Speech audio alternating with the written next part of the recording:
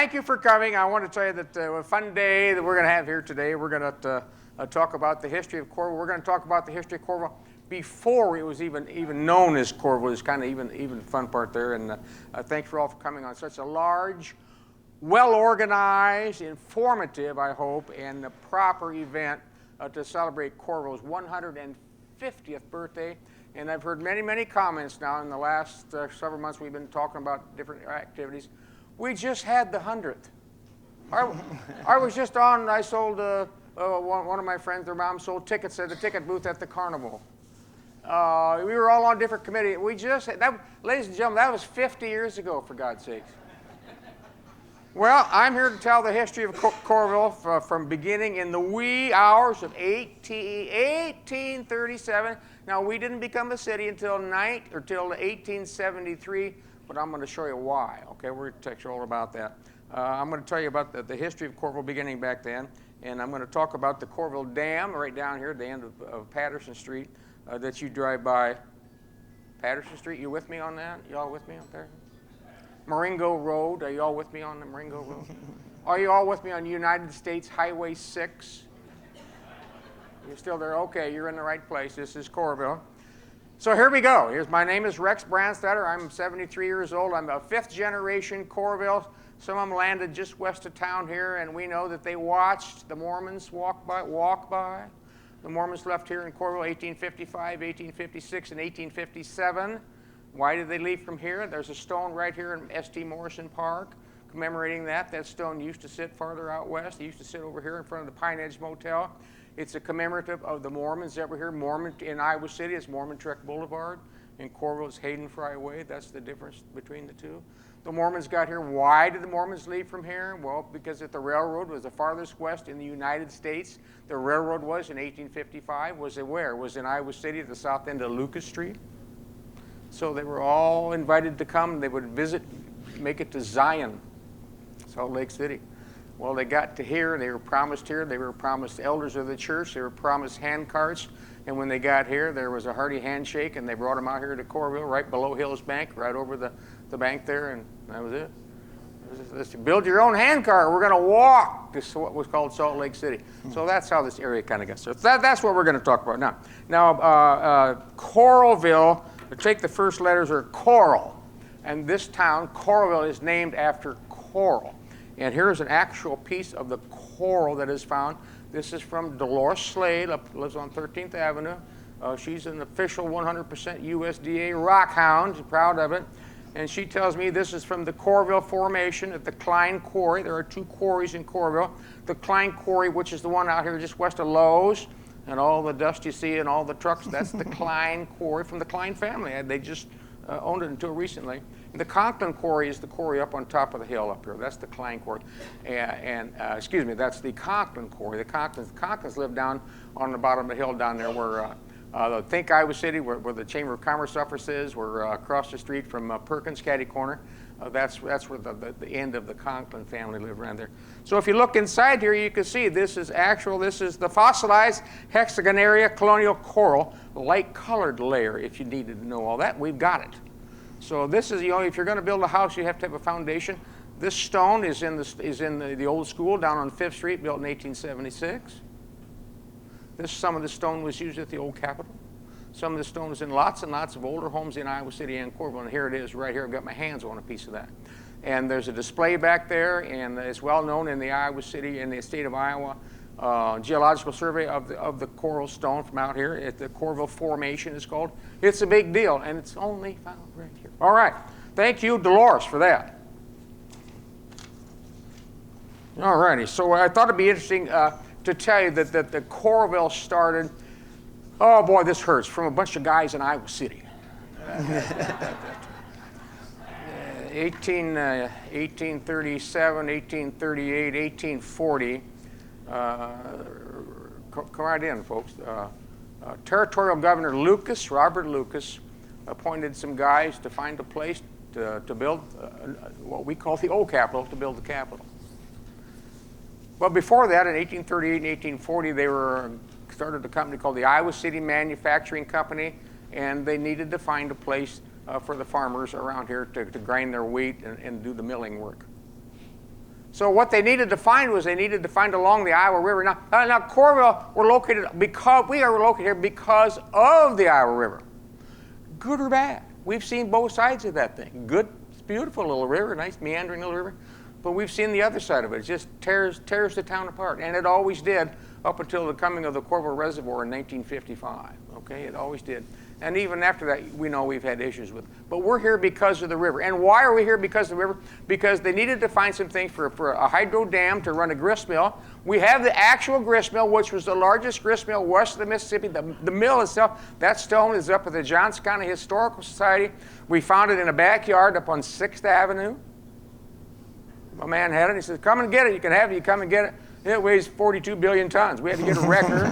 It's a biggie. It's a beautiful piece of symmetry. And so they started the Iowa State Manufacturing Company. They needed to find a location in the river that was a quiet area with a hard bottom, hopefully below a curve that slows the river down. Well, I'm not going to say the curve just above the dam slows it down, but it does. It slows it down, and where the dam is now that they built, it slows it down. It's got a hard pan down there, hard bottom. I've been down there. It's done. They rebuilt it 10 years ago. They redid the whole thing down there. I documented, got all kinds of pictures of it. Not today. They really brought the thing up to date. Now that's called an overhead dam. Do not go down there and swim like we did when we were kids. Don't go do that. It's very, very dangerous. An overhead dam. You get out in it, it sucks you right back up in. Any overhead dam, don't ever go near it. All right. So that's what happened. 1837, 1838. What happened in the United States? The Alamo, that's the period of time they were messing around with the Coralville Dam, but the Alamo, for God's sake. So in 1840, they get the dam going. The guys who were working on it were Chauncey Swan, kind of the usual suspects, John Ronald, John Ronalds, kind of the usual suspects came up with this idea for the location for the dam. And what else did they lay out while they were doing it? They drove a stake in the ground at where the Capitol would be. There's one remaining location that you can find. They went a mile each way and put a cement pilaster, the corner of Court Street and Summit Street. If you drive to Court Street and Summit Street, look on the west side of Summit Street, there's a cement with the point on it, comes right there. It's still there to this day. That was the part thing. And just for fun, if you're on Summit Street and you drive west, go down Burlington Street to the Iowa River, you drop 93 feet in elevation. So they did that. The grist mill is down there. The problem they had was they started this business. Well, guess what? They had no experience running a grist mill. Well, we got one. Now what the hell are we doing? So they hired a guy, and they hired a man named Ezekiel Clark.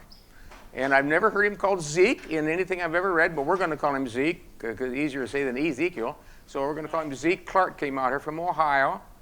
To run it, and he bought into the thing. Now, they sold shares in it. Nobody had a lot of cash. They sold shares. So Ezekiel Clark took that thing over, and he was doing pretty good. And they came up with this large grist mill because it ground the flour and the wheat finer than any place around, any place in Iowa. Matter of fact, there's a bridge on 1st Avenue in Coralville down there. 1st Avenue, Hayden Freeway goes over to Clear Creek over there. That became an integral part of that dam. How so? How would that be? That's the 4th bridge that's been down there. Bridge number 4, because farmers from Missouri and southern Iowa could come up here. They couldn't get across Clear Creek. It was too far to go. It goes clear to Williamsburg. You'd think they could go right out here west of town. But anyhow, that's why that bridge is down there. That 1st Avenue bridge is very important to what we're talking about. They brought the goods out from the Elks Club, and it came out the road there, Foster Road, Silas Foster, same guys. Came right out here, and they put the dam in there. There's a nice postcard back there. Shows a picture of that dam from this side, looking to the east, 1907 postcard from a lady in West Branch, and there's no catwalk over there. That came in the 30s. How many of you grew up and remember fished off the catwalk down? Dude, we did that was part of the deal there. All right, so we've got up to that. Well, guess what? Zeke Clark didn't really have too good a luck at that. Zeke Clark his brain was he was a financial genius. He was way past running the grist mill in Coralville, so he brought his brother-in-law out here, 1852. His brother-in-law, let's see, what was his name? His name was Sam Kirkwood. Sam Kirkwood Avenue, Sam Kirkwood, yeah. Kirkwood Community College, yeah. How many other Kirkwoods are there? Kirkwood, Kirkwood Elementary right here in Coralville. That Sam Kirkwood. Well, Sam Kirkwood, Sam Kirkwood and Zeke Kirkwood, they're brothers-in-law, as a matter of fact. They lived up at Burger King in Coralville. They both lived up on top of the hill up there. That's where they were. That's where it was. And I'm in the real estate business. Many times, maybe if you're an attorney or in the real estate business, you've heard about Clarksville. Oh, it was called, you live out in Clarksville. Coralville was never Clarksville. Zeke Clark lived up on top of the hill, and he platted an area around. He platted about 80 acres up there. He called that Clarksville. But Coralville was down below where the dam is. That area was platted as Coralville. So you want to win a beer some night, you can. We've never been Clarksville. Yes, there was a Clarksville at the top of the hill. And that over there. Okay, that's how that. So they did that. Well, Sam Kirkwood came here. Sam Kirkwood did everything, get the business running real good. And he was an outspoken guy, 6'2", kind of big, long lamb chop beard, things. You can see pictures of him back there. They decided he should be a politician. So what do I know about this? So he ran from this district. He got elected. So he went off to the legislature. He went. Where did he go? To the Capitol, which is right down the street. He rode his horse from Coralville. He walked to the Capitol. That's how it did.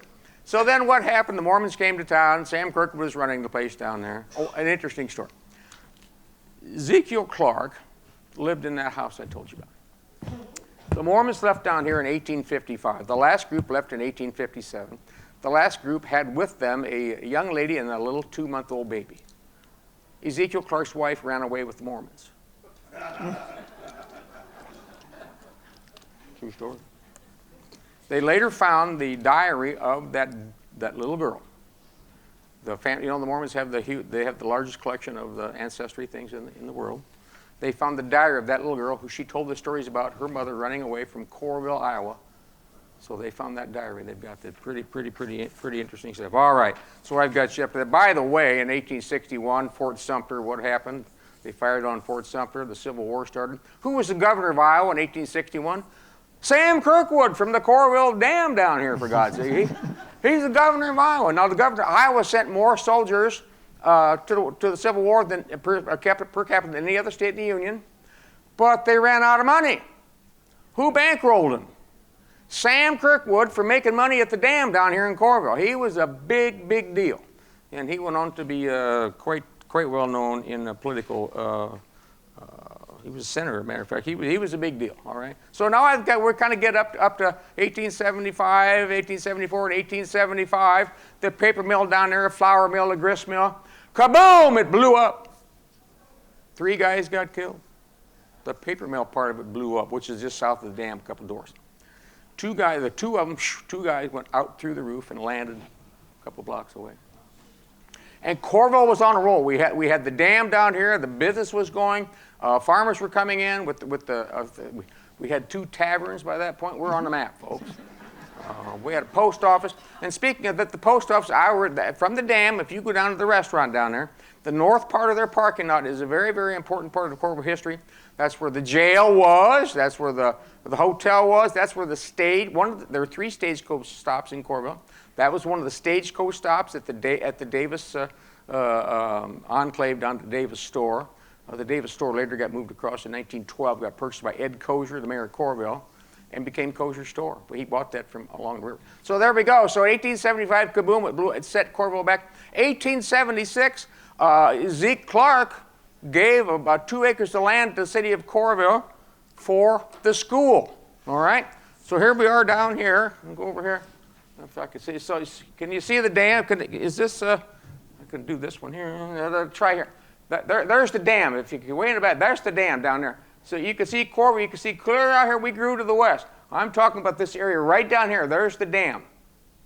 That's where it all happened, right down there. So in 1876, they were licensed to build a 1-room schoolhouse. How many rooms did they build?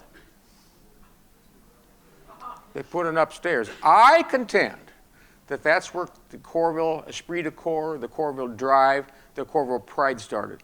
They said, we can build a 1-room school, let's build a 2. So they built a 2-story. Now, when I was a kid, they never used it. It was storage.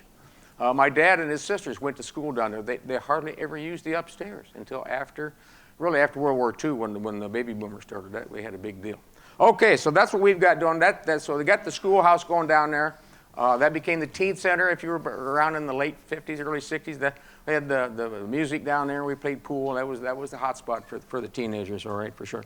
1880s, this is fun here. 1880s. A man named C.E. Robinson, he built a new church over where Scottsdale Apartments sits. You know where Scottsdale Apartments are? Okay, it was the Coralville Ecclesiastic Union Church.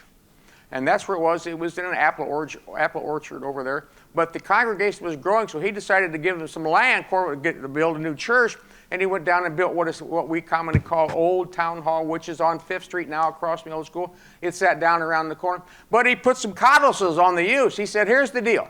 He was a quite religious man. He says, here's the deal. I'm going to give you the land. I built the building. You can use it for as long as you want. You can use it for town meetings as long as you want. If you ever fail to have meetings down there for a 3-year period, a stretch of time, I get it back. One other thing I want to put on the deed, a deed restriction, absolutely no dancing. I'd say he was a little close to the vest there, but that was his religion. So the Coralville said, that's fine. Over the years, the city of Coralville, the mayor was a member of that church, the treasurer was a member of the church, half the council would come in and go, we're all members of that church. It was our church in Coralville, for God's sake. The town of Coralville would authorize money to help them fix the roof. The town of Coralville authorized them with the heating, which was coal, by the way, all that thing. And then guess what? They didn't use it as a meeting place, so he took it back. And there was a big lawsuit.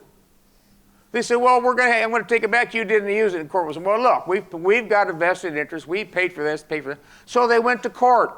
And guess who won? The city of Coralville? No. Mr. Robinson won, and he took it back. So Coralville built a town hall for a short period of time. The family, after Mr. Robinson died, they waited him out, I think. Yeah, what are they doing? The family sold it to the city of Coralville for $2,500. And Old Town Hall down there, when I was a kid, my dad, that was an extremely integral part. That's where the council were. When I was on the city council, that's where we met, in that building down there. That's where the police station was in the basement. So when they hauled us in a couple times, they locked us in a closet down there in the back room. They said, get your story straight. Tell us where you got the beer. When you come out, we'll get this all straightened out. Well, that was it. The engineering department was downstairs. Let me tell you something else that happened down there. This is 1958. I'm going to jump ahead just a little bit. 1950, talking about that town hall. During World War II, that's where the families sort of met. And they met over at Kosher Store on the corner back there to commiserate where the boys were and talk about things. And in 1958, something happened in Coralville, which is pretty cool. The Optimist Club came to town. And at that time, the Optimist slogan was a friend of the boy. Not friend of the youth, but friend of the boy. That was the original one. Of course, they had to morph into other things, wider scope here.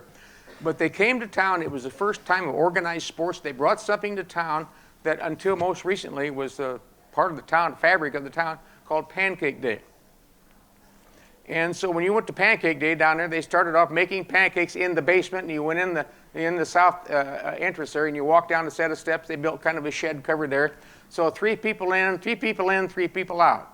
4 people out, 4 people down. That's how you did that. In that year, 1958, at Coralville School, what you know as Coralville Central, they brought a quite famous woman to Coralville. They called an all-school, telling the truth here, folks. They called an all-school assembly, and they brought a very famous person. They brought Aunt Jemima to Coralville. A portly black lady, and they all school, and she had on like the tablecloth, the red and the white checkered thing like that with it. She was, and we all signed up. We all got in line. We shook Aunt Jemima's hand. She sang on the stage. It was a big, big thing in this town because it all tied it into Pancake Day. That's how we got to be. This Pancake Day took off. And of course, there are other things that happened since, but that's the fabric. A big deal was having that lady come out here, and she was a very nice lady. She sang up there all kinds of songs. It was a wonderful, wonderful day at Coralville School.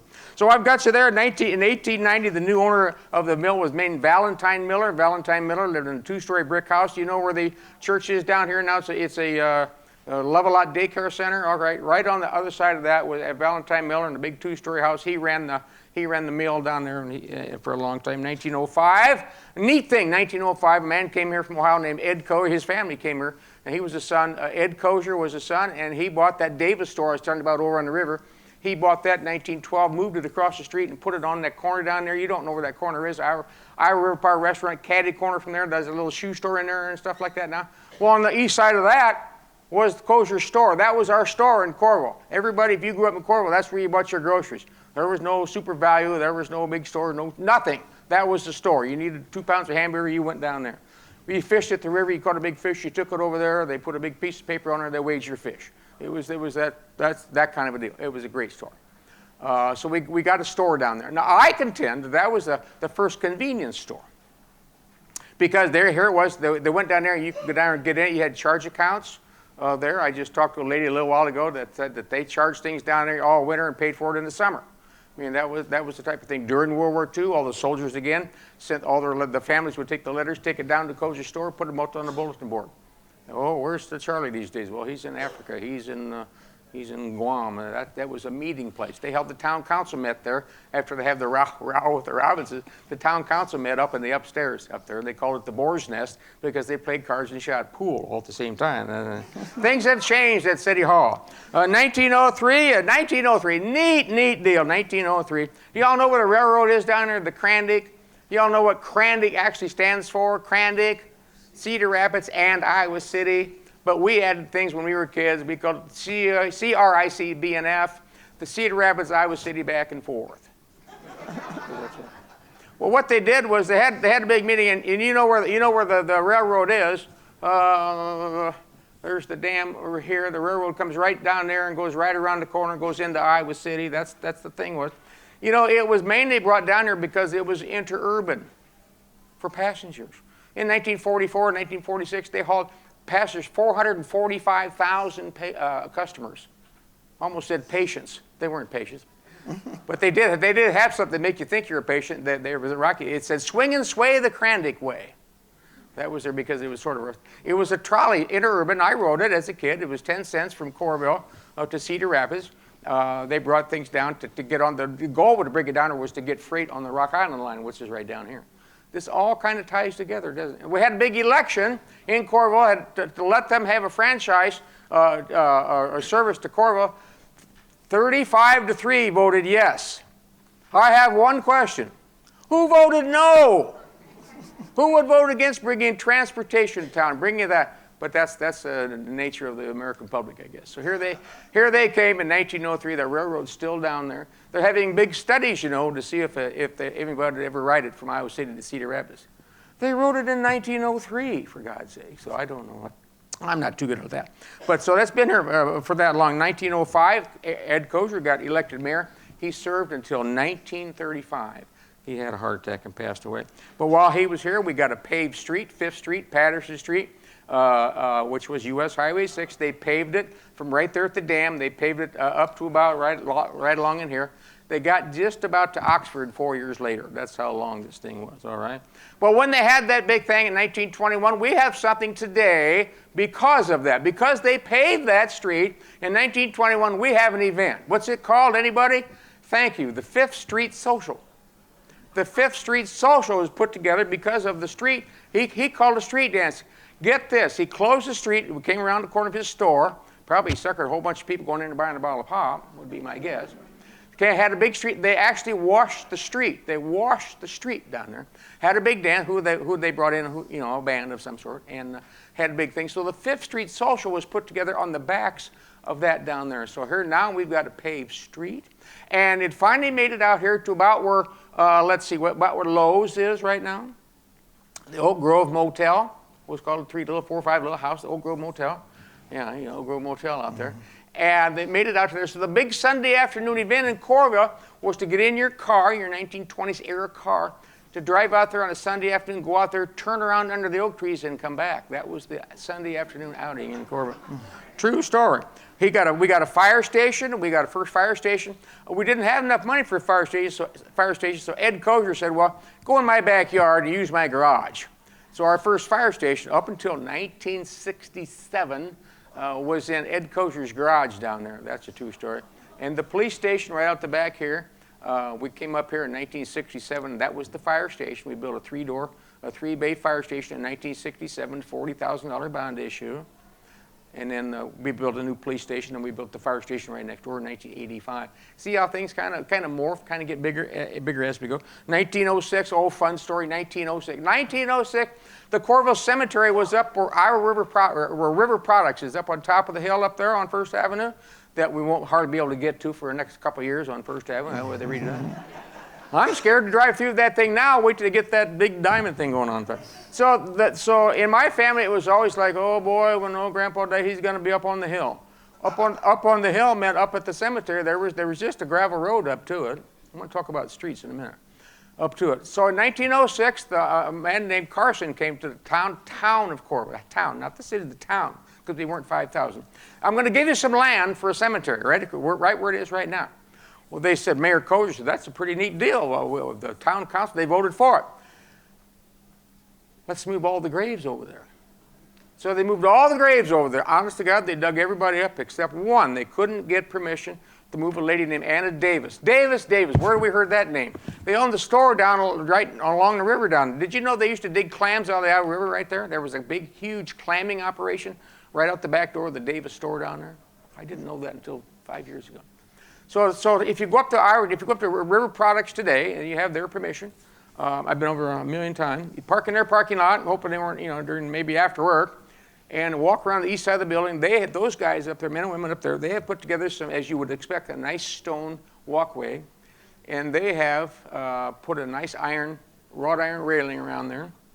They put a nice marker up there, and the Historical Society gave them a nice plaque a couple years ago.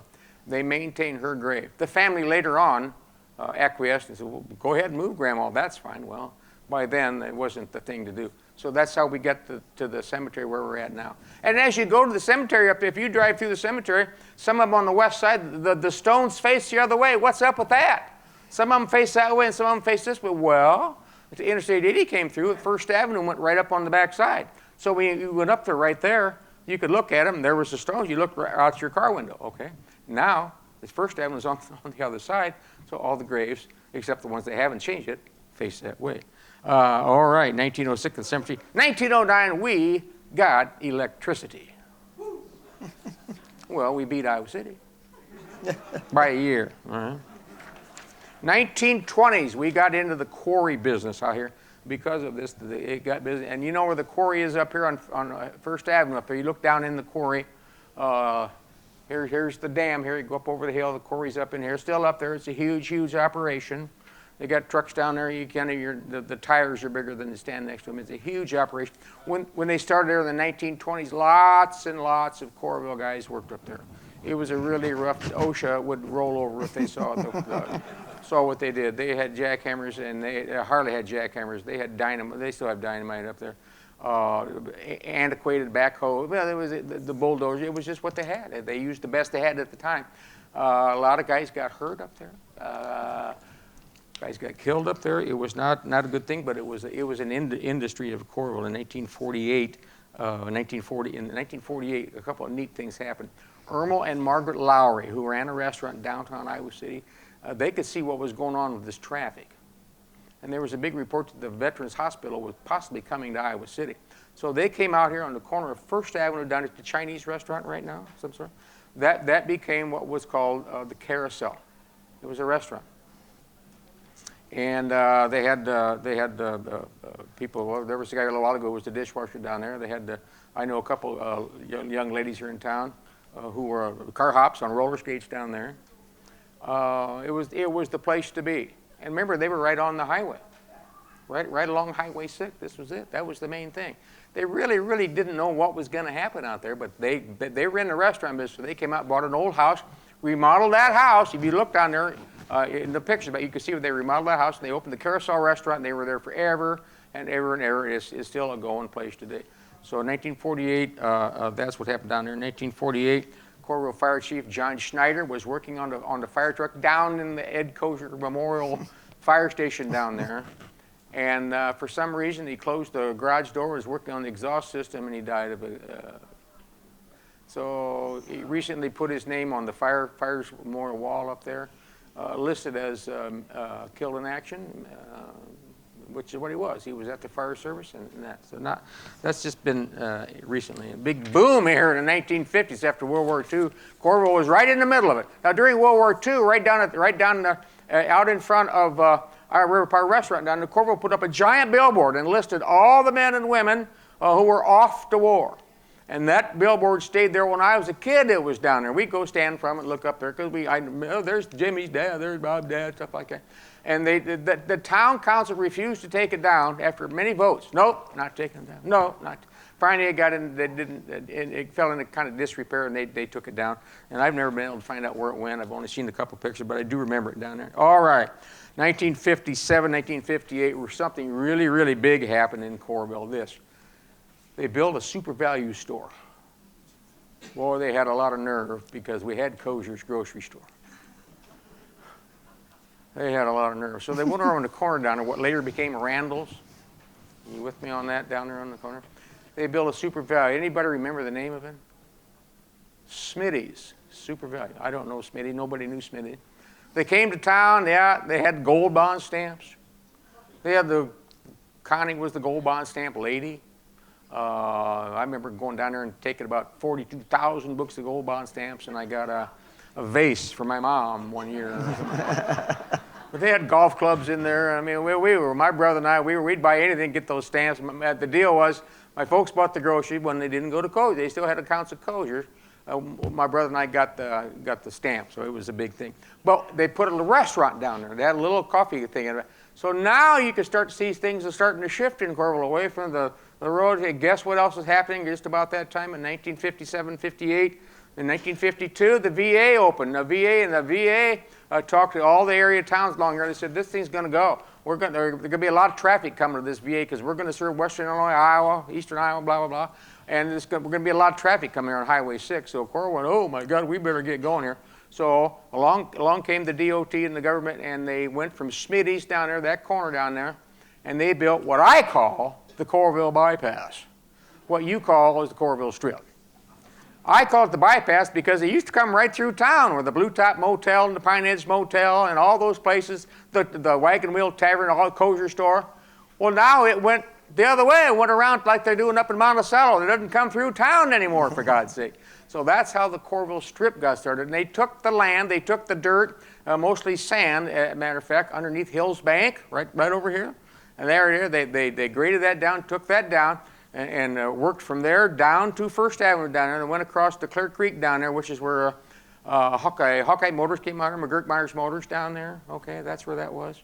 They had to build that up because, you know, Clear Creek is still a runaway. When the river runs away, Clear Creek is an offender too, so they had to put that bridge in there too. So now comes the Coralville Strip, and the Coralville Strip, as you know, has been A to Z 5 different times with different businesses, okay? It's always evolving.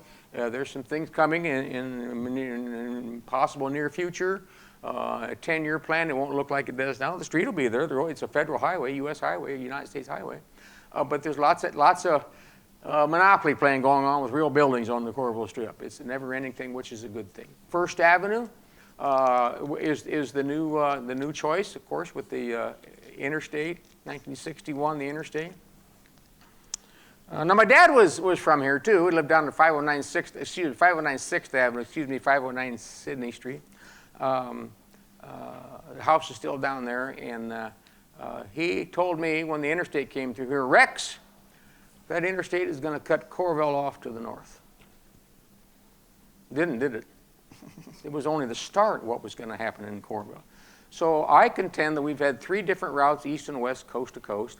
We've had the Coralville Strip down there, which attaches onto the highway down there. We've had 5th Street right here, and the interstate.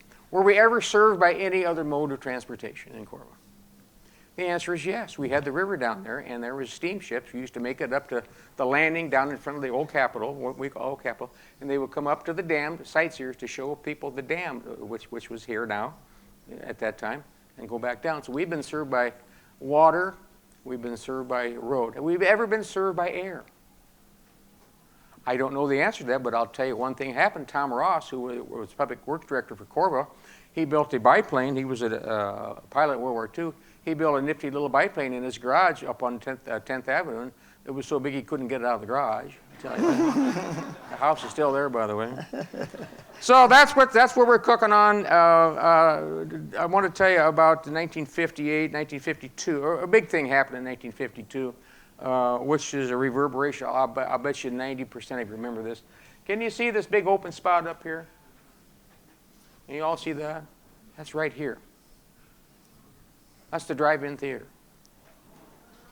Or as they called it, the Iowa City Drive-In Theater.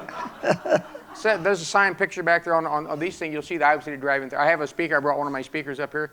You look at a Iowa City Drive-In speaker. It didn't sit well with Coralville even back then. It didn't. Toyota of Iowa City was here. First of all, called it Toyota of Iowa City. That didn't sit well. It never will. It never has. It never will. This is Coralville, ladies and gentlemen. So in 1952, they came here. Well, take a look at this. Where are they located? What part of town are they located in? They're hardly in Coralville. Clear out here. There's not even a 12th Avenue. It only goes to 11th Avenue. So people came from all over to go to that, east and west, to go to the Coralville Drive-In Theater. Well, the town grew. The town grew and the town grew. And now, as we all know, now what was once out of town that could show any movie they wanted is now in town. And people complain like hell when they start stuff. We were here first was their motto, which is true. Since this was U.S. Highway 6, there's a great picture back there. When you went to the drive-in theater, you got there, you got in, and since it's the U.S. Highway, you got in your car, you got there, they had like getting in line at Disneyland. You get up there, oh, we're there, oh, now you got to go back this way for about another hour. Well, that's what that was. So you got to loop-de-loop because they didn't want traffic backing up on the 5th Street out there. And the drive-in theater lasted until late 70s, early 80s. It was a wonderful place. It just was a great place, a venue for entertainment here. We lived on 702 11th Avenue. The things that we did not like at all was the dusk to dawn movies. Because the film would break at 3 in the morning. What did you do when the film broke at 3 in the morning? Honk, honk, honk, honk, honk. Everybody did that. So it was just a great time. In 1961, we got a new post office. Now, we had a post office here in 1875 and 1876. We had a post office with our own stamp. I've got one at home in my collection. A stamped envelope at Coralville Post Office, 1875, 1876. 1961, we got a new post office down here, and people were mad. Why'd you build it out there? Why'd you build it out there? I'll build it on 10th Avenue, for God's sakes, all right? In 1966, now 1961, the interstate's going by. 1966, Dick and Doris Myers, Dick was a state representative from Coralville to the legislature. He was the mayor of Coralville. I served on the city council with him. He was a trucker. He was a mechanic. Deep in his heart, he's a trucker. He'll tell you right now, what'd you do for a living? I'm a trucker. That was mechanic. That was his thing. He went into his bank and he said, he went to, I won't name the bank, Iowa State, and he went in his bank and he said, there's going to be a truck stop. There's land out there. I want interchange. I want to build a truck stop. And the bank said, it won't be across country. It'll just be guys from here to Oxford, from here to Davenport. Nobody's going to stop there. They can make it home.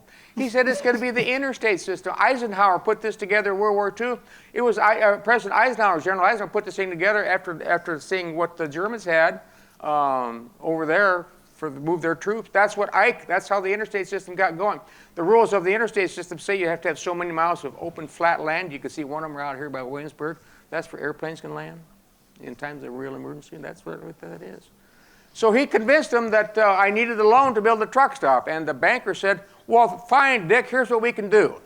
Get out. So Dick can tell that story. So he and Doris said, baloney. By the way, he and Dick and Doris Myers are both United States veterans of the United States Army. She was a nurse. I'd like to thank each and every one of you who served this country, by the way. So thank you so much for your service to our country. I'd be speaking in different languages if we were talking about this if you, ladies and gentlemen, hadn't served our country. So thank you so much for that. So along came Dick and Doris Myers. They said, the hell with that. We're going to go do this. So they scraped up every penny they had. They built Hawkeye Skelly. You ever go there after being downtown all night to Hawkeye Skelly's Skell Diner? And I didn't, and nobody's ever been there. No one's ever been out there. So it was a great truck stop. It outlived its corner. It got to be too big for its corner. It got to be so big that they couldn't buy any more land because other restaurants, he needed more land, and it just was not available. So that lasted. We had an official business closing there for the Chamber of Commerce. They went out of business up there and sold out. We had an official closing, where you cut the ribbon. I called Dick. I said, we want to do a business closing, so we tied the ribbons. We hereby declare this place.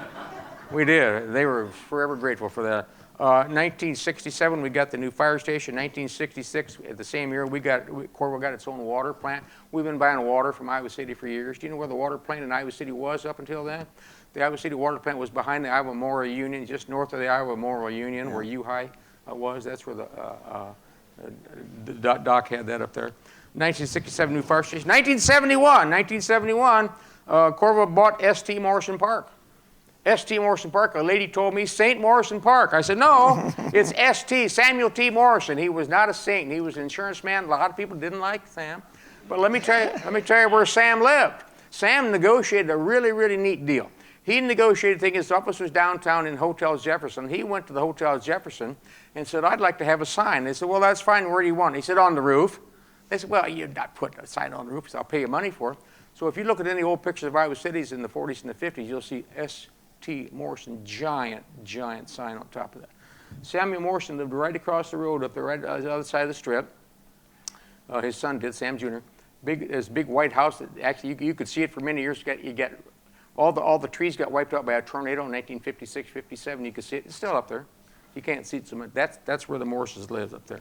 S.T. Morrison Park right there. The problem with S.T. Morrison Park is that we didn't have enough money to buy the whole thing. So we could have had, at the time, 18th Avenue and 19th Avenue was offered to us, but the city could only swing so much. So we're lucky that we got what we have in it. Perfect. 1971, Hy-Vee came to town.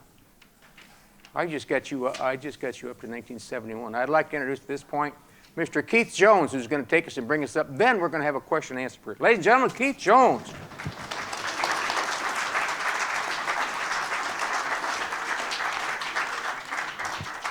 Thank you, Rex, very much. Rex told me I was going to get, you told me you were going to talk for an hour. I got extra time. This is great. And unusual, Rex, very unusual. I got more.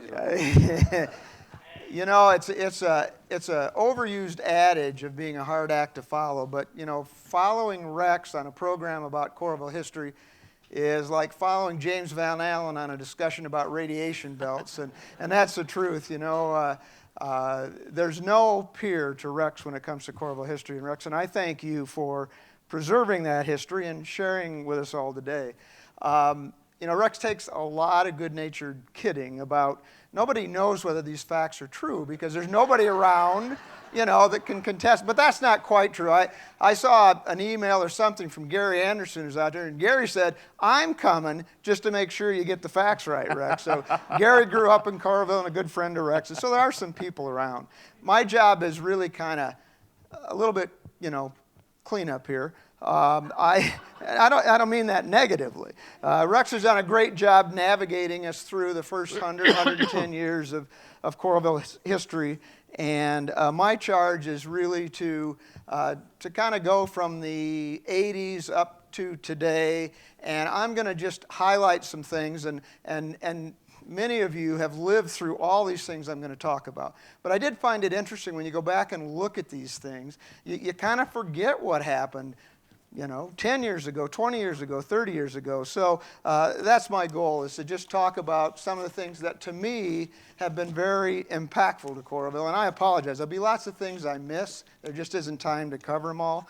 But I'm going to highlight some things that I think are significant. But first of all, since we're in this lovely facility of the Coralville Library, one of my favorite stories about Coralville is the Coralville Library and how the Coralville Library started. And to do that, you have to go back to the 60s. So in 1960, the population of Coralville was about 2,400 people.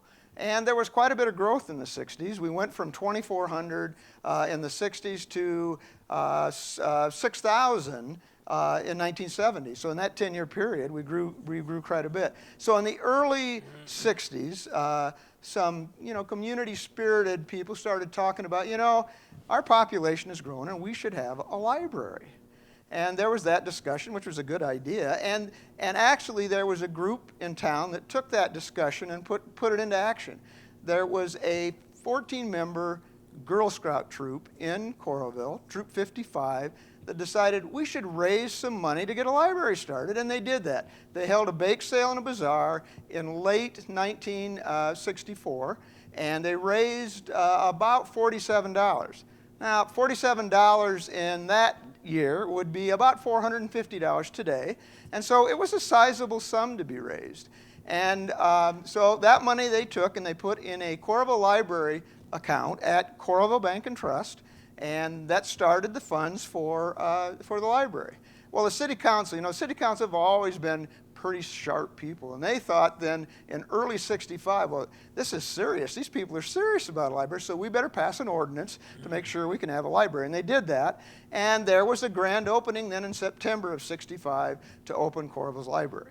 Well, the library was in the basement of Old Town Hall, down on 2nd Avenue, kind of behind where Tailgaters sits now. That's where City Hall was, where Old Town Hall was. Library was in a corner of the basement. And so off and running, and I think they had maybe 2,000 books there when they started, and it was exciting. But then the city bought the Fessler Warehouse building. And the Fessler Warehouse building sits, Rex can probably identify it better than me, but about where Pat and Franz sits today down on 5th Street, in that area, in that general area. And so the rec department, the Parks and Rec department, moved to that building as well as the library. And that was in 1967. And then Rex mentioned that Morrison Park was bought in '71, and the rec building was built, the first part of the rec building was built in '71.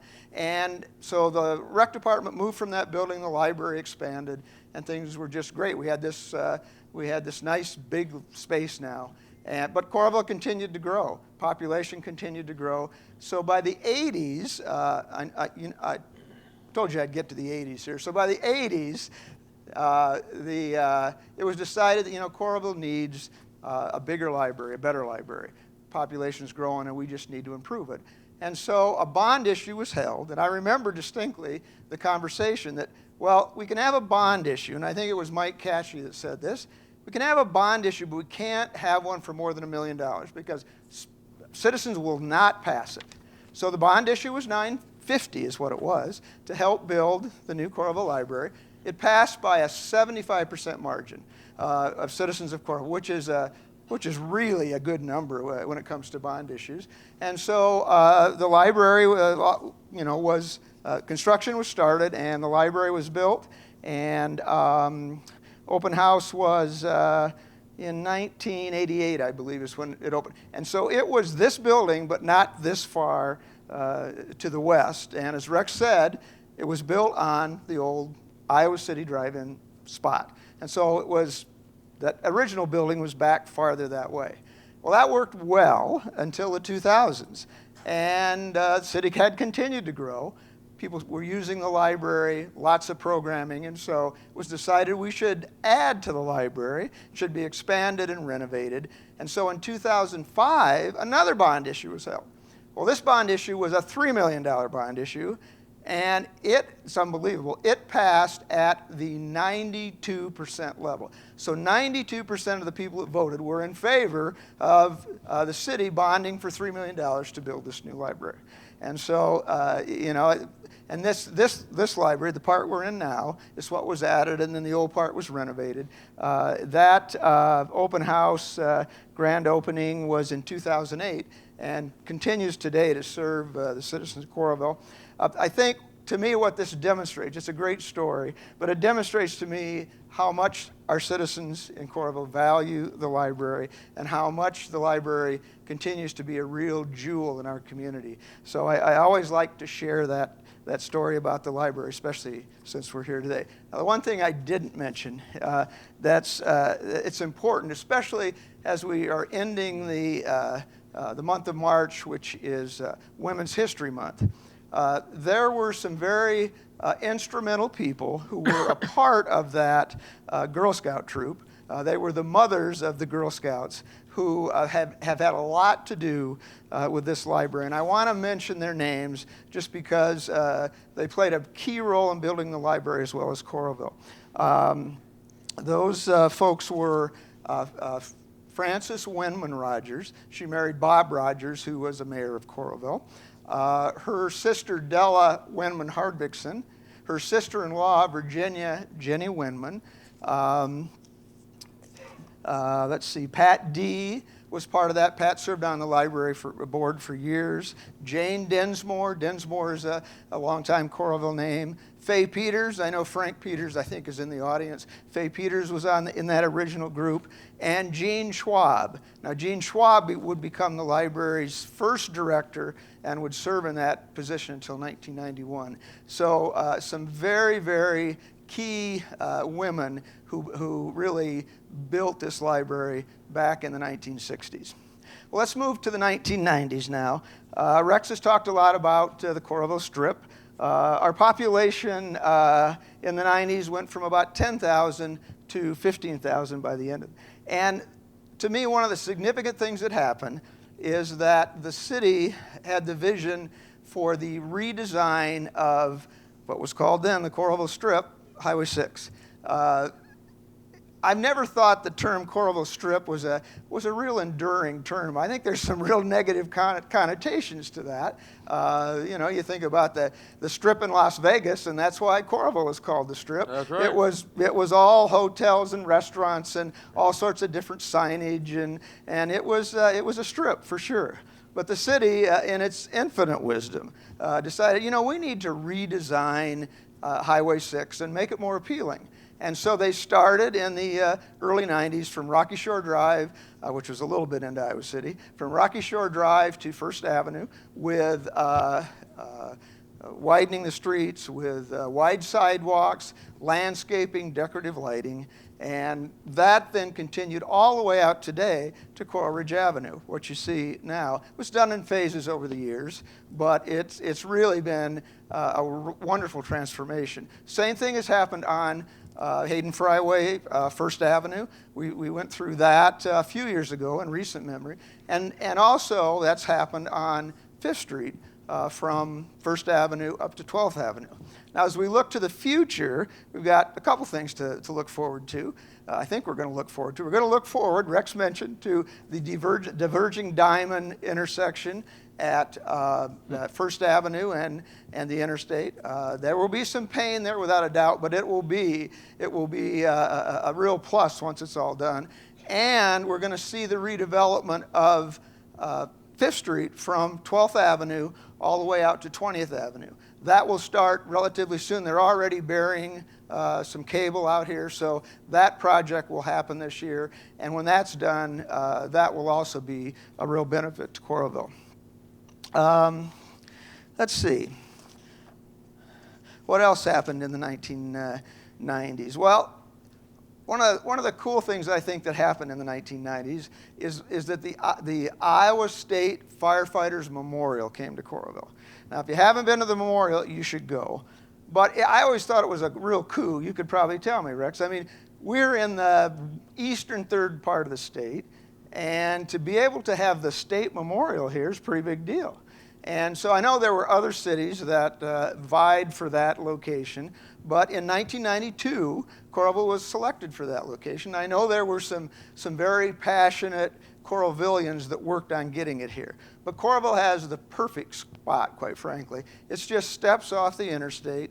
There's lots of amenities in Coralville for people, and it's a very serene location on a hilltop. And to me, it's one of the most beautiful and peaceful spots in Coralville. So as I said, if you haven't been there, you should go.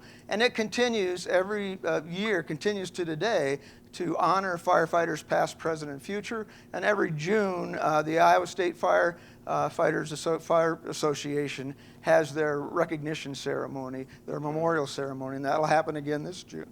And as a footnote, in the future, it's pretty well done now, but just south of the Firefighters Memorial, across Russell Slade Boulevard, the Coralville Veterans Memorial is just finishing up with hopefully a dedication later this year. And that will be another beautiful spot up in that area honoring veterans in our community.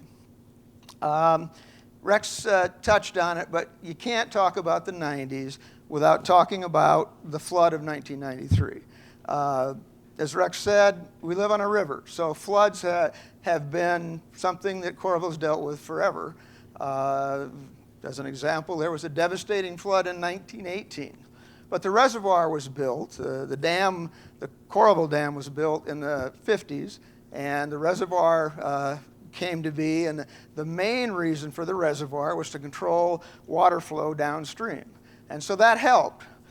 But sometimes Mother Nature gets a little ornery, and she certainly did in 1993, and we had what was called the 100-year flood. And so I guess we could say, well, that's great. Now we got 100 years, we don't have to worry about it. Not so. 15 years later, we had a 500-year flood. And both those floods were very devastating on Coralville, devastating on individuals, certainly devastating on businesses. Many businesses never survived those floods, and devastating on the city itself and all the work that happened there. But I think, to me, what it shows is that we have a great resiliency in Coralville. And while it was a very devastating, traumatic time, it showed the spirit of cooperation and volunteerism, and it did prepare Coralville for the future. It was painful, but Coralville is much better ready to handle floods. There's been a lot of mitigation work. It certainly changed the look of Coralville. It changed the look forever, but I think we're better off and moving forward. So there were some positive things that came out of that.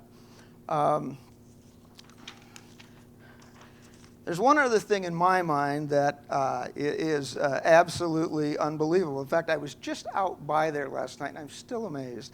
And in 1996, ground was broken for the Coral Ridge Mall. I mean, who would guess that we would have the second largest indoor shopping area in the state of Iowa, here in Coralville, Iowa? It's over 1 million square feet of shopping space under roof. It's over 100 retail restaurant locations in that building. I remember that I had to confirm this fact with a Coralvillian, but I remember that Mike Catchy always said, you know, in Coralville, you can't even buy a suit of clothes. Well, that changed in 1998 when Coral Ridge Mall opened. And so you can buy a suit of clothes now. And it is, as I said, I went by the mall last night. It was all lit up. It still amazes me what we have out there. And of course, you all know all of everything else that's developed around the mall over the years. You think back, you know, just 25 years ago, nothing was out there. And so it's really amazing, and really did change Coralville a great deal. I want to mention the education system in Coralville. I thought maybe Rex was going to talk a little bit. He mentioned Coralville School. Coralville had its own school until 64, is that right, Rex? 64. And there was a very contentious debate about whether Coralville should join with the Iowa City That's School why I District. didn't mention it, Keith. Yeah. Whether Coralville should join, and I've heard Rex tell this story, and it's true. I mean, there were those in favor and those against, and boy, they didn't like to get together because it was a very hard-fought battle. But in retrospect, I think it was the right move. And so in 1964, they did consolidate. The old Coralville School down on 6th Street became Coralville Central Elementary in the same building it is today.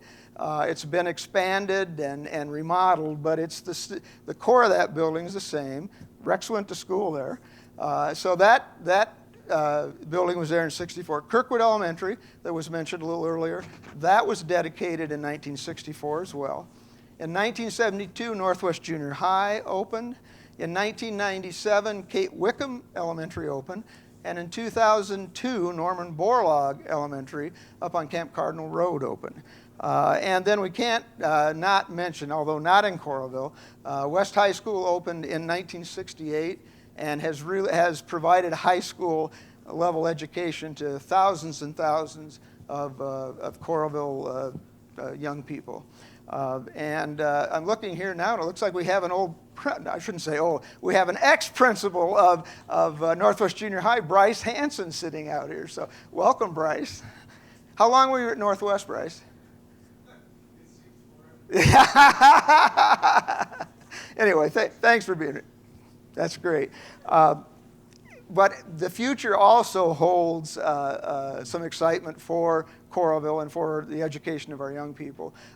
Clear Creek Amana School District, which well, you may or may not know, covers the west part of Coralville. That's in the Clear Creek Amana School District. They are going to break ground this year on a new elementary school off of Oakdale Boulevard, sort of out by Costco, if you will, to the north, straight north of Tyson's, if you will, up Jones Boulevard. So that school will break ground this year, and they plan to open next year, 24-25 school year. They plan to be open in that new elementary school. So quality public education continues to be a great source of pride in our community and continues to be a big contributor for our very bright future. Now, let's see. I thought the timing was pretty good with this. I don't know if you saw this article in the paper this morning, Decades of Progress. And that really speaks to me of the big happening in 2000, the development of Iowa River Landing. It's a great article, and if you haven't seen it, you should read it. But the Iowa River Landing, or what was a commercial, light industrial, brownfield area, had been discussed since the late 80s by the city of Coralville, by the city councils and mayors and staff about what can we do with this property down there. It was right at the entrance to Coralville, and it was a pretty blighted area. And so with lots of effort and lots of vision and some great creativity, the Iowa River Landing was developed and really started to expand in 2006. Coralville Marriott, which is now the Hyatt Regency, was opened. And the Hyatt Regency, by the way, which it says in the article, is undergoing a large renovation to fit the style of Hyatt Regencies right now. So that opened in 2006. The University Hospital and Back Pocket Brewing opened in 2012. Von Maur Homewood Suites in 2013, Trader Joe's in 2017, and Extreme Arena and Green State Family Fieldhouse opened in 2000 and continues to be a destination point for many, many different events. And of course, you all know of all of the development of restaurants and retail shops and housing options down there. And that will only continue in the future. So that excitement down in the River Landing will just continue for years to come. And, really, again, I still shake my head when I look at the mall. I really shake my head when I look at River Landing and think of what was down there a few short years ago. So it really has been a great story, and I really appreciate all the effort that many people in Coralville went to make that happen.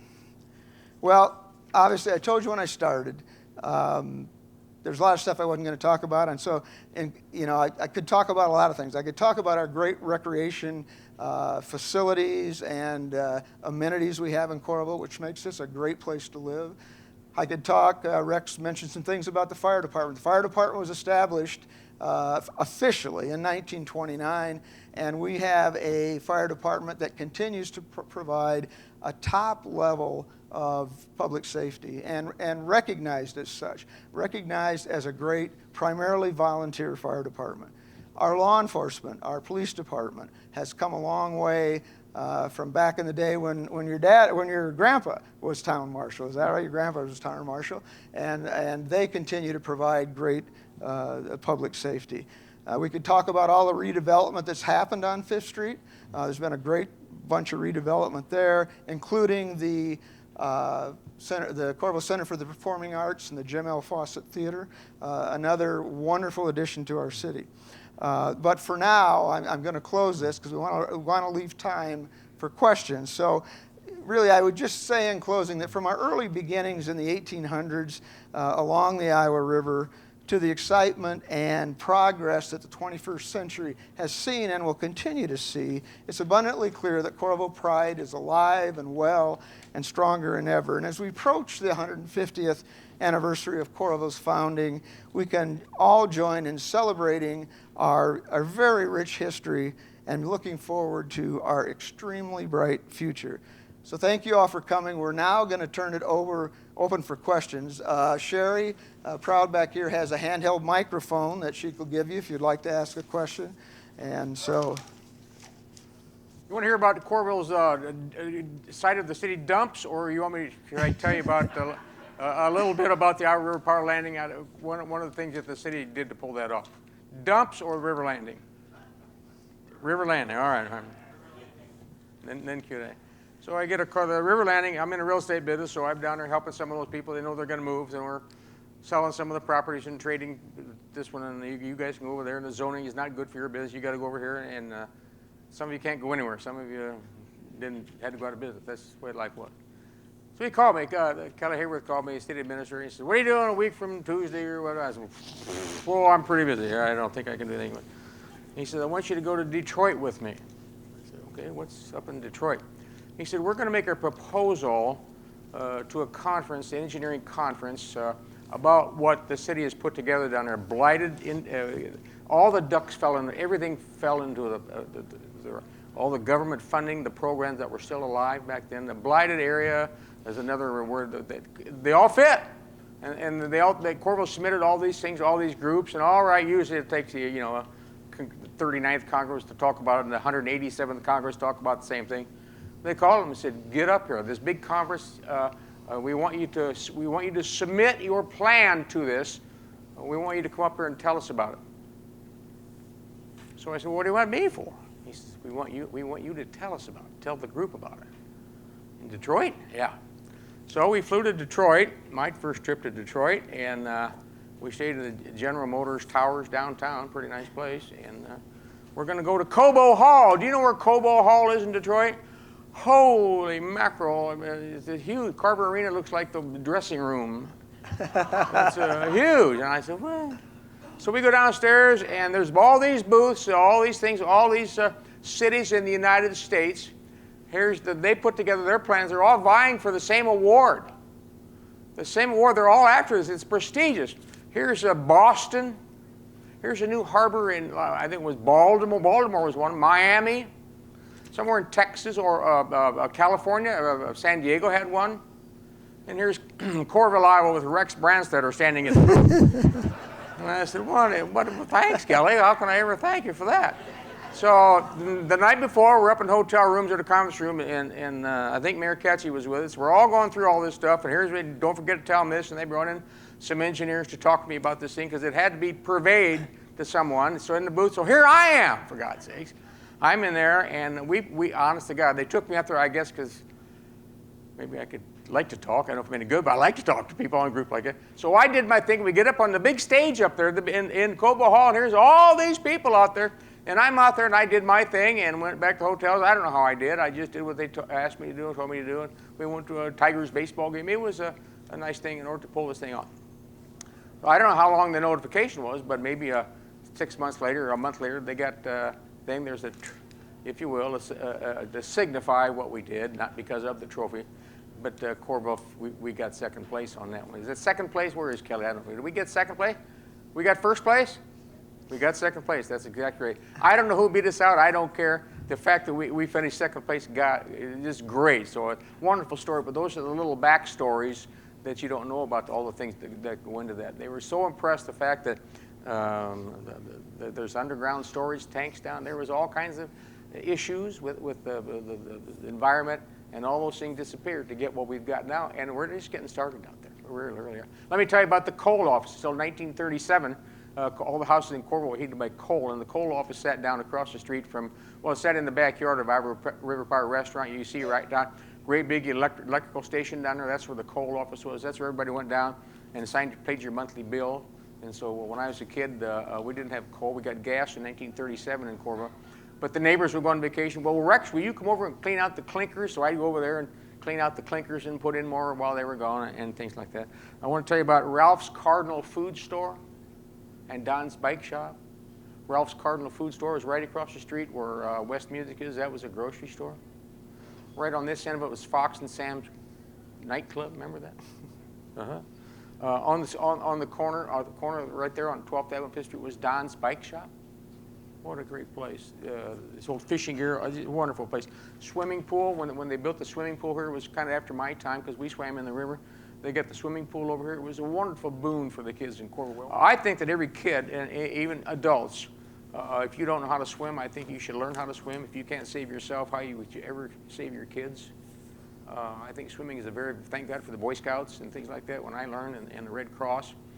The Red Cross took the Coralville kids. We took a bus every year from the old school. We started at old school. We get on the bus down there, and we go to the Iowa City pool for 2 weeks. And then the next year you moved up a notch and things like that. So that's how the recreation got started. I'm going to talk about ice skating. Ice skating in Coralville, you either skated on Clear Creek, or the Coralville Fire Department went down east of Coralville, what's now Coralville Central School down there. They graded the town road graders guys, the city streets department, graded a nice flat place down there, and they flooded the fire department flooded every year. We had they put up one light in the corner so we could skate at night. That's what we had, and we went down there at night after school, and we ice skated down there. It was ritual. That's where we ice skated, and then they had the pond back over here. Boy Scouts got here, Troop 207, which I was a member of. I got here slightly before the war. Been here a long time. Bus service in Coralville, bus service every year. The city of Coralville would try bus service. We're going to try bus service this year. We've got a couple of buses from Iowa City going to come out a couple times in the morning, a couple times in the afternoon. So as a kid, we're going to try this out. We're going to ride this. So another guy and I, we got on. We said, let's try this out. When you got on the bus, you put your money in. Remember those said tinkle, tinkle, tinkle, tinkle, tinkle down through. So we decided to test them out. Obviously, Coralville kids, we should have been drowning in the river years ago. So we decided to try them out. So we get in, they're coming around the corner around here somewhere, tinkle, tinkle, we're in our money. We get down, I always call, we're Old Chicago, we're Donut Land, those places are all gone. The bus pulls over, a long think by him. Well, this is as far as you two boys can go, as far as your money takes you. Well, how's that? Well, it was 32 cents, a quarter, we put in like 9 cents. He said, this is as far as you can go. So we got let off on the bus right down there. Of course, we walked home. We laughed all the way back. We never thought we'd ever get bus service out here. So, by the way, speaking of bus service, I'll tell you one of the best deals in town. I use it right here. I got my card right here. That's a C-Pass. You know what a C-Pass is? That's called, it's a senior pass, 65 and older. If you can get that, walk over to City Hall, sign up your name. It runs from July 1 to June 30. You can get on the city bus and ride free anytime you want to. Thank you very much. What do you think of that? That is a neat deal. Not a lot of people know that. All right. I want to talk about bowling alley. Bowling alley was right down on First Avenue, right down here. We had Coral lanes, 12 lanes for many, many years. It was a huge recreational sport. We had junior leagues and men's leagues. Lots of dads bowled down there. It was a big deal. When my mom would have a card party or whatever she would do, my dad would get stuck with me. He'd take me to the bowling alley and watch them bowl. And they didn't have pin setters. They had the guys in the back who would set the pins up. But it was a big, big thing in Coralville. Mail delivery service in Coralville. This is cool. There was a man and his wife named Mr. and Mrs. Ernest Schwab lived at the top of 11th Avenue, the very top of 11th Avenue. Their house is still there. That's where they lived, which is kind of out in the sticks when I was a kid. They delivered mail, and the mailboxes in Coralville were what they call gang mailboxes on the end of the block. So they'd be like, if you live in an HOA condo association, you might have 10 or 12 of them. They're real nice, sleek looking. This is just a big pole with like 20 mailboxes on it. You know, you've all seen them. So they had a 55 Chevy at the time, the last car they had. Mr. Schwab drove, and Mrs. Schwab sat in the back seat on the passenger side, and all the mail was stacked in. They'd come around the corner, and right down bingo, Brandstatter, Smith, Jones, Seamuth, Lennox, and boom, away they go. We had mail like that for years. Let me tell you about something that Coralville had. None of the streets were paved in Coralville in the 50s. None of them, in the 50s. All the streets, 5th Avenue, 6th Avenue, 7th Avenue, 8th Avenue, 9th Avenue, they were all chip and seal. You didn't get a fresh chip and seal every year, but what you did have every year, you had a ditch out in front of your house. You had a ditch. So you had the rain on the streets would go into that ditch. Everybody had a culvert between them. Well, what happens when water lays there? What little animal decides that's a good breeding ground? Ow, damn mosquitoes. So Coralville had a real big problem with mosquitoes. So Coralville came up with a great program. They decided they were going to spray the whole town for mosquitoes. So they did. And they came up with a plan. They had a wagon they pulled behind a pickup truck, and the thing, it made the god-awful, you could hear it all over town. When they started down by Town Hall down there on 2nd and 3rd Avenue by the old school, all right, they're spraying for mosquitoes. So here they come and make a huge fog. What would the creepy little Coralville kids do? We'd run right behind it when it went by about 2 miles an hour. We'd run as close to it as we could.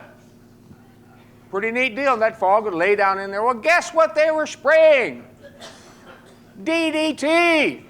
I think that explains a lot. That Don't you? did it, yeah. That's a fact that even Gary can't dispute. That was a big deal. So Coralville gave up on, for God's sakes, they're spreading DDT. Well, they didn't know what was wrong with DDT back in those days, for God's sake. So Coralville gave up on that. So what was Plan B? Plan B was aerial spraying. Now, not a lot of people even remember that the aerial spraying, they hired a company, out of the Iowa City Airport down there, which, by the way, when I was a kid, United and Ozark had passenger service out of the Iowa City Airport until they moved up to Easton. So they started aerial service to Coralville, or aerial, the spraying Coralville. And so they said, next Tuesday or whatever day it was in the summer, keep the kids inside, we're going to spray, don't let them go outside. So what did the normal rough, tough kids do? We went outside to watch the airplane go by, and we sat there and down on 8th Avenue, and the spray would come down and hit us. It's the same DDT they were putting out the back of the wagon. So Coralville was trying. Well, what was the answer to that problem? The answer to that problem was a paving project. And so along came the paving project in Coralville. They paved the streets. I think 10th Avenue was one of the first ones, 10th and 9th and 8th. They did that. Wonderful times. The problem with that is when they did your street, they tore it up. So you had to park your car at the bottom and you go to the grocery store, Kosher's, by the way.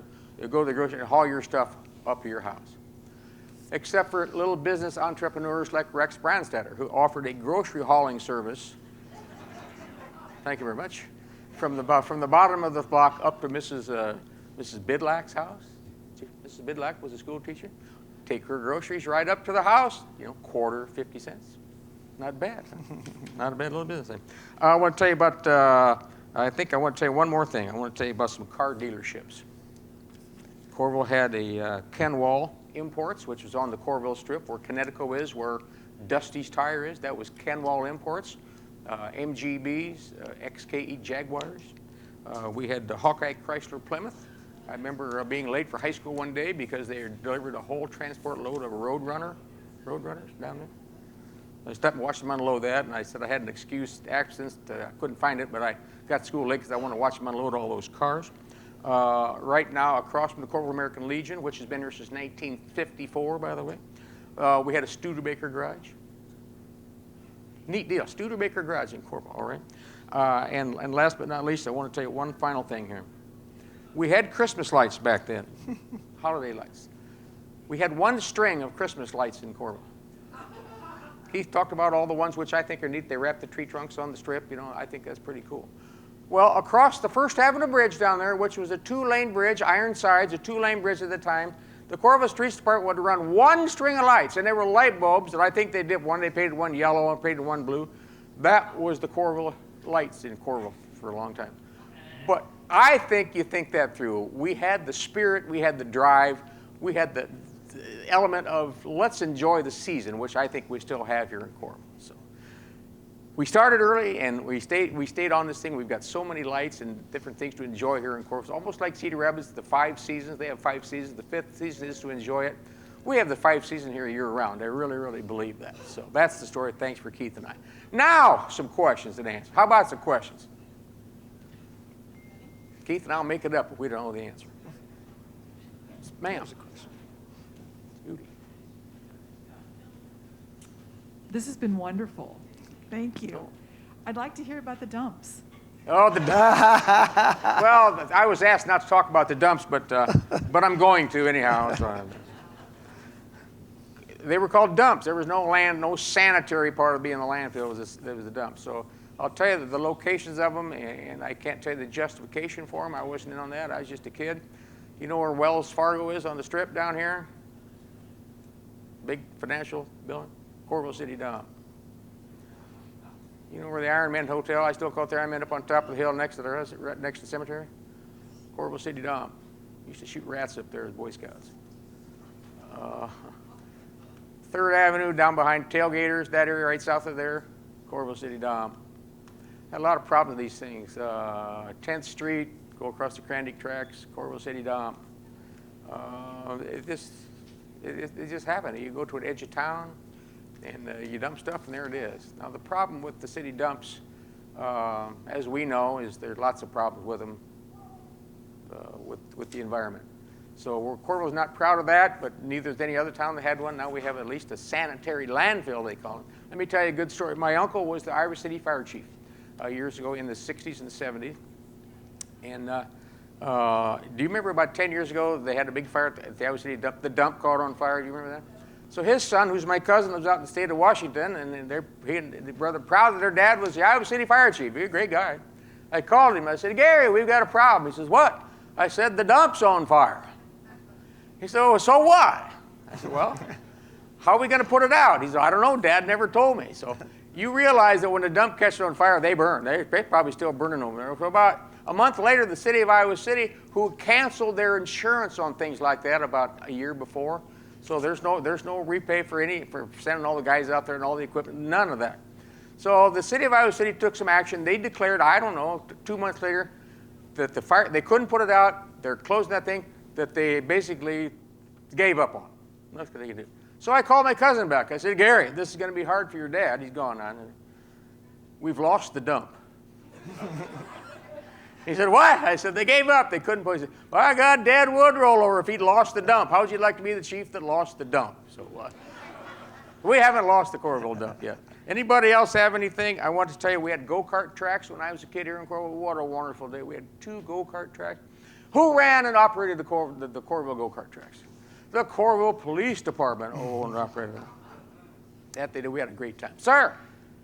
On the slideshow, there was an image of the water tower and the welcome sign in front of it that referenced the water motel tower, rooms, yeah. But it specifically also said a large shopping area. Okay, what was that and where was it? Okay, you've seen the picture on the slideshow about the 1,037 motel rooms in 37. That was, can I use the, you want to tell them about it? No, you go ahead. You go ahead. I'm going to use the word ploy. Is that a fair? Yeah, that's a good. Okay, that's a ploy. Well, we have an interstate out here, which has about, 45,000 cars a day going at the intersection down there. So we got to get them out of. We're the city of the hub of hospitality, how we branded ourselves, hub of hospitality. How are we going to get them off the interstate to come here? Well, if you're driving down the interstate now, hey, there's a gas station up here. Let's stop at a C-store. Well, we'll stay here tonight. We'll go on down.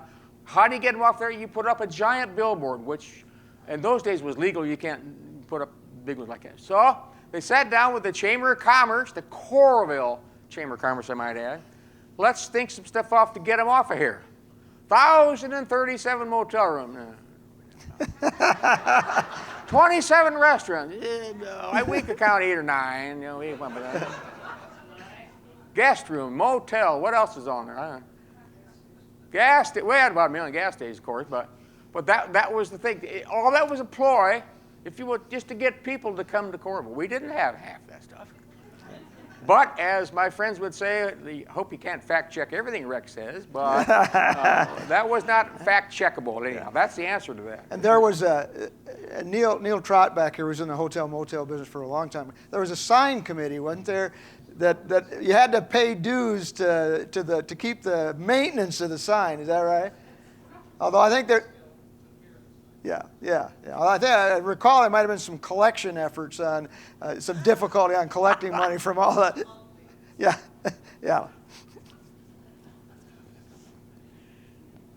Neat deal. Yeah. I got a snow removal story for you. How's that? You okay with a snow removal story? Got time? So when I grew up down on 7th Avenue, 8th Street down in there, the snow removal in Coralville was a monumental task. Remember how I told you how they sprayed for mosquitoes? Well, their efforts were good. The guys, the Kinsinger brothers worked there. Ray and Wally, both World War II veterans, by the way. And the great guys, they ran, their equipment was down behind Town Hall down there, which would be behind the Wagon Wheel Tavern and behind the tailgaters along in there. That's where it all was. And so when it snowed, they get a nice big snowstorm. They had 3 pieces of equipment. They had a Ford N tractor, which is every farmer had one after the war, a little gray thing.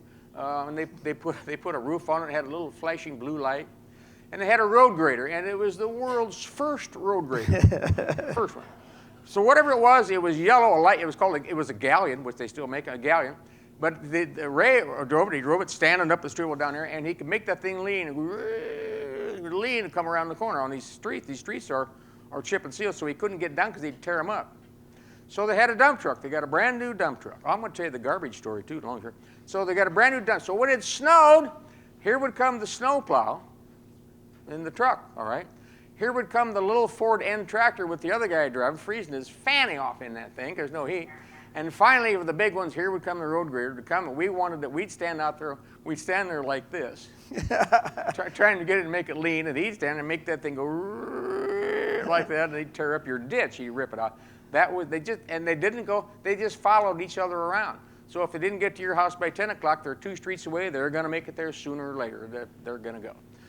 That's what we had, that's what we put up with right now. What was I gonna tell you about? Garbage? The garbage pickup, that was great, sorry. Garbage pickup, everybody had a burn barrel. We had a burn barrel in the backyard when I was a kid down there, and we had a neighborhood burn barrel. It was like a conflagration back there when everybody got going back there. So that was the thing, but Coralville came up with a new plan. We're going to have a garbage pickup. Good. Well, the garbage pickup was this.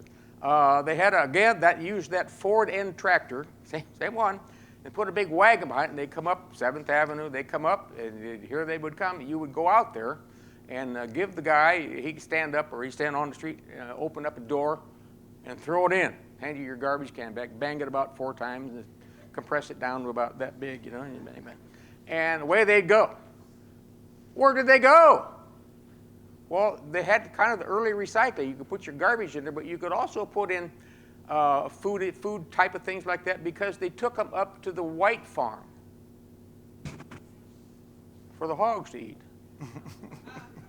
Where was the white farm? The white farm was where Lakewood Hills Golf Course is now.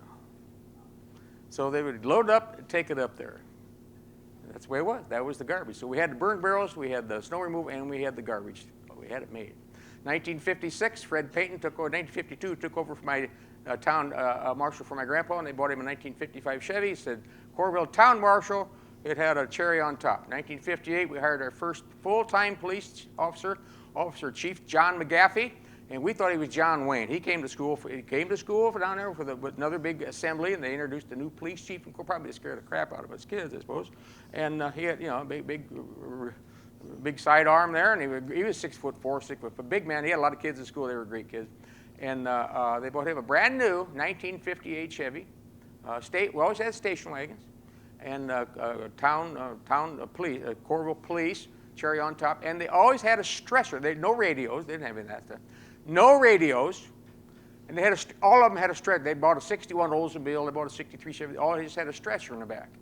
Well, when there was a car accident or Mrs. Smith or somebody had a heart attack, they threw you on the stretcher and raced into the hospital. That was how they handled it back then. That's what it was. There was no. So we outgrew those things for sure. We had the largest. Trailer court west of Mississippi, Coral Trailer Camp, which is down behind the 808 5th Street down there, all the trailer courts down there. We had a wonderful time in Coralville, for sure. So growing up out here was kind of fun. It was no different. If you grew up in a small town, you could tell these same stories about the people who delivered your mail and stuff like that. It all happened. This just happened to be Coralville. So away we go. So, any more questions, for sure? We've got time for one more. And then what's going to happen? Isn't there a reception back there? There is a reception with Yes. refreshments back there. We want you. There's a question. Yes.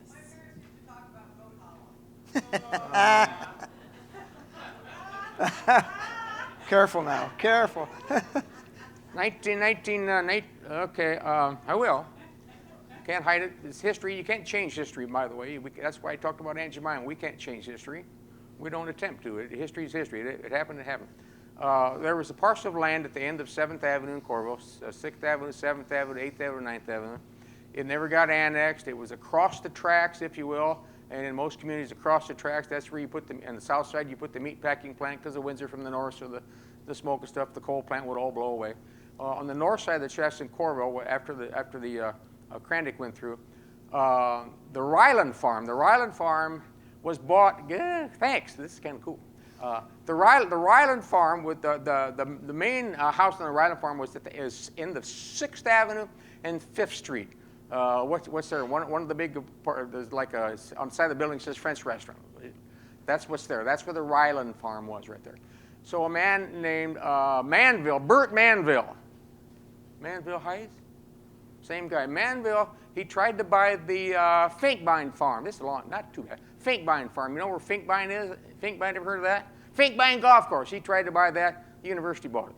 He said, well, he had a bunch of money from selling lots in Manville Heights, so he came out to Coralville, and he bought the Ryland farm, and that was part of it. But it was cut off by the tracks, so it never got developed. So what happened over there, if you will, we can't change it, so squatters moved over there. And if I told you it looked like, with no disrespect to Arkansas or down south, that's what it looked like at best.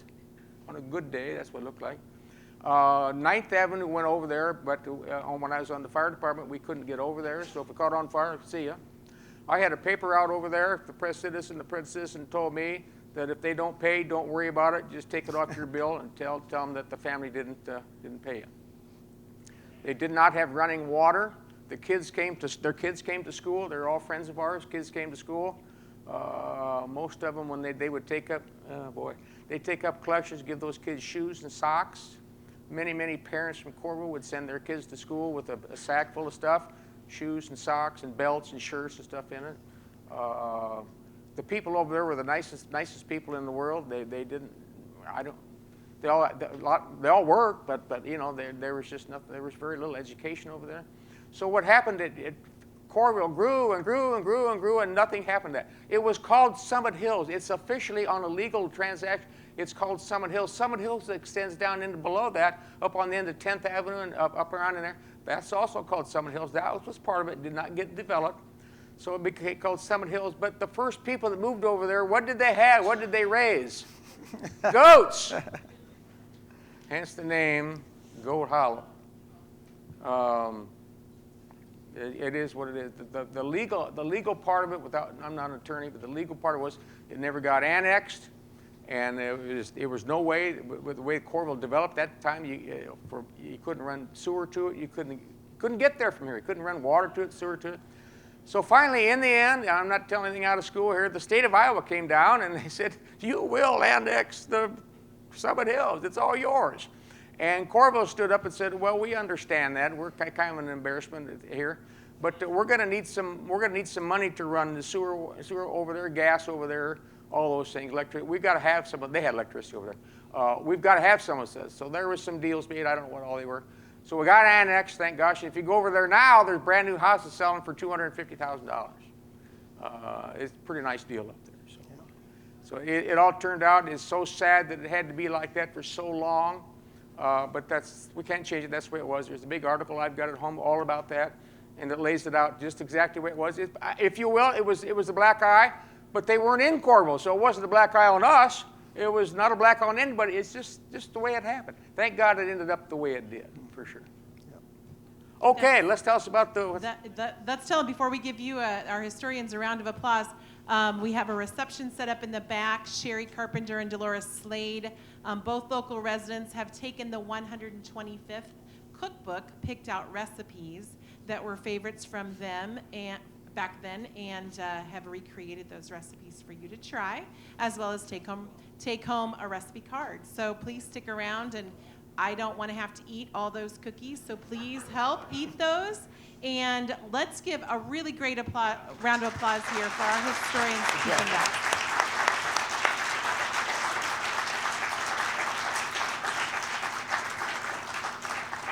Thank you so much.